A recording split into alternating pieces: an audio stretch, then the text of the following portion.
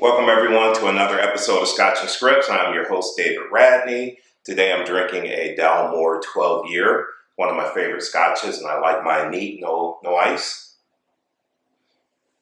I wanted to talk to you guys a little bit about the proper way to role play and practice our scripts. And I want to start us off with a quote by Bruce Lee.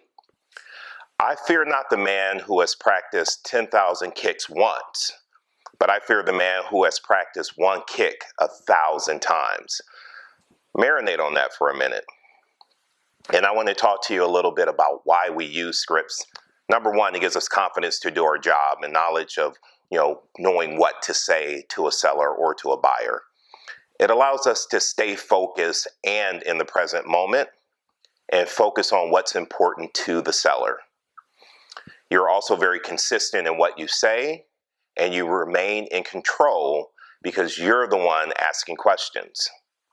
Also, scripts give us knowledge, and knowledge gives us confidence to actually go out and deliver to a seller or a buyer or an investor. I was doing some research about the NFL, and I came across some stats I thought were pretty interesting here. Let me just read them to you. Players practice 40 to 50 hours a week. Although the average game is about 3.5 hours, there's only an average of 11 minutes of play time in a football game. And out of those 11 minutes, the average player plays about 3 minutes. That really shocked me. So they're practicing 40 to 50 hours a week, and they're only getting 3 minutes of play time per game. Talk about putting in the work. And then you look at your average real estate agent, and based on our industry and people that I've talked to over the years, the average agent that I've come across, they don't even practice an hour a week on practicing scripts, role playing, practicing their listing presentation, less than 1 hour a week. And the ones that are practicing, they don't have a system in place to really practice at a high level. I remember watching a video about a year or two ago from Mike Ferry, and he said, poor practice, no matter how much you do of it, it's still poor practice. And so what I wanted to do is give you guys a few things that will help you have more effective role play and practice your scripts and practice the listing presentation. Number one, we need to be practicing with agents that are actually out there prospecting every day. If we're going to role play calling a for sale by owner or an expired or role play a listing presentation, we want to practice with people who are actually doing it, that understands the flow of that conversation, that understands the common objections that we're going to get from a seller, so that we are practicing and doing more real play than role play. Does that make sense? We also need to understand that it's hard to find a role play partner, and half the conversations I have with people, they tell me, I had several people set up.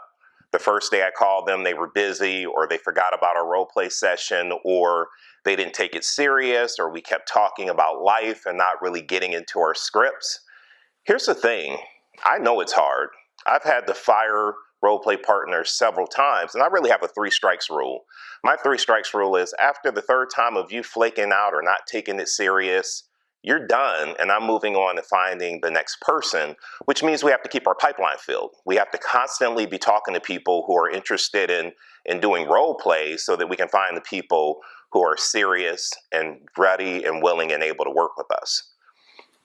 The other thing that we can do, and think about this, and I know this sounds scary, but let me just tell you, my experience when I was living in Dallas, I didn't have many people who were willing to role play, and the ones that were willing to role play with me, they weren't actually making calls, so they didn't really know how to give me the correct objections, and so it wasn't very effective. It was kind of like Mike Ferry said, poor practice, no matter how much you do of it, still is poor practice. So I needed to make money. There was no way around it. I needed to learn how to get out there and call for sale by owners and call expireds. So guess what I did? I just started calling for sale by owners. And several times, look, I got hung up on. I was terrible.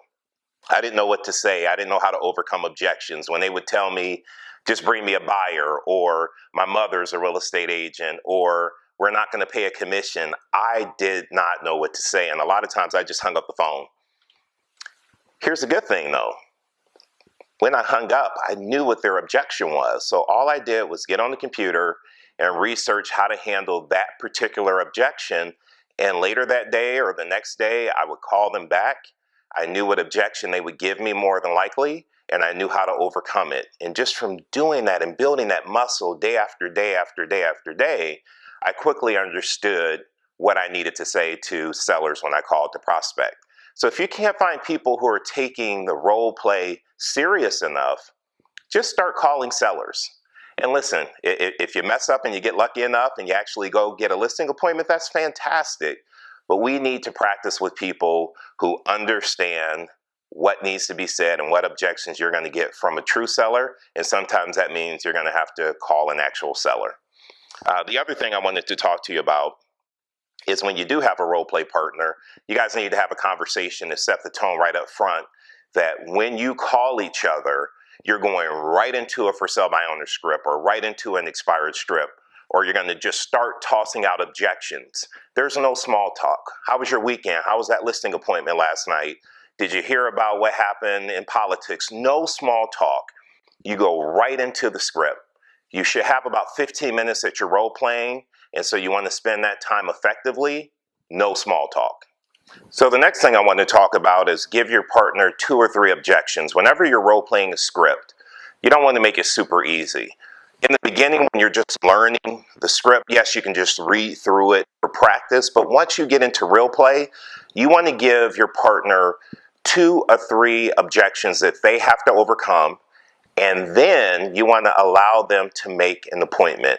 Don't be so tough where you're not allowing them to get an appointment, because the purpose of role play is to do it first thing in the morning, have success. Let that be a tough call because you're getting objections, but then have success in getting an appointment. That's what we need to practice. We need to practice going through the script, getting objections, and booking appointment. If we practice that, we're going to get better at it. We don't want to practice the full out rejection. People will reject us. Just move on. What you want to practice with your role play partner is getting the objection and having the success of getting an appointment. Next thing I want to cover is you should have 2 15-minute role play sessions every day. And the way I recommend you break these down is 5 minutes, you're the seller, then you switch. 5 minutes, you're the agent, and then you have 5 minutes to give feedback. Here's what you did well, here's what I'd like you to work on. 15 minutes, you're done, you're on to your next role play partner. Next, buy a digital recorder. You can buy a cheap digital recorder on Amazon. There are plenty of apps that you can use on your phone. You should be recording everything you do.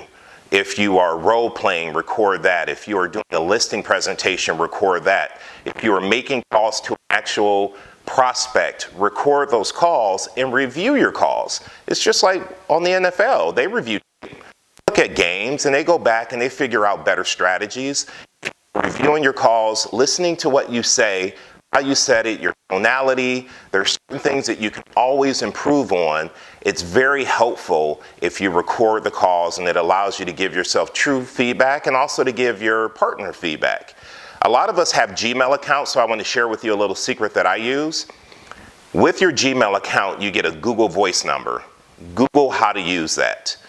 With your Google Voice number, if you give that to your role play partner, when they call you, you can hit number 4 and it will record the call, that recording. You can then email that recording or text that recording to your partner so that you guys can listen to it and give each other feedback. It costs you nothing. It's free if you have a Gmail account that's already included.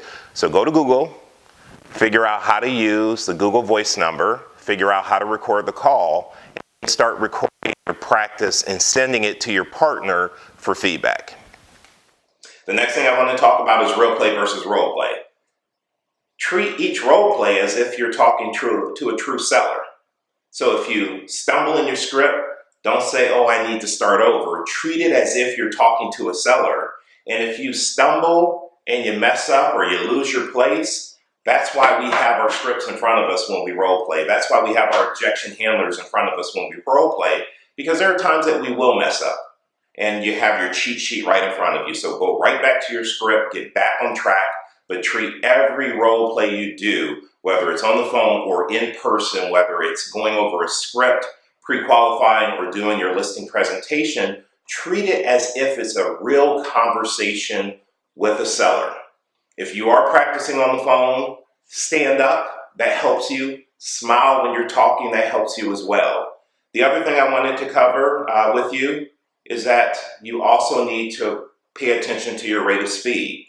I have a habit of talking really slow. I know some agents that have a habit of talking really fast. So if you need a reminder somewhere, maybe a picture of a turtle or a picture of a rabbit to remind you to slow down or speed it up, do those things so that you are in rapport with the person that you're talking to. The other thing I wanted to cover with you is that you also need to pay attention to your rate of speed.